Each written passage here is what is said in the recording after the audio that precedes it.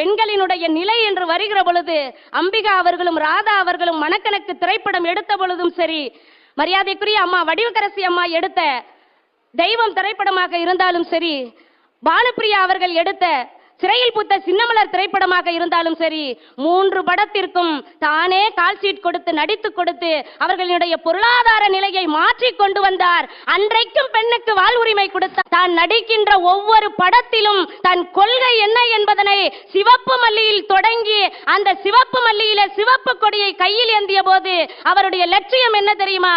சிவப்பு என்பது இந்த நாட்டில் அடிமைகளே இருக்கக்கூடாது என்பதைத்தான் இன்றைக்கும் நம்முடைய கேப்டன் கொடியில் முதலாவது வைத்திருக்கிறார் என்று சொன்னால் யோசிச்சு பாருங்க.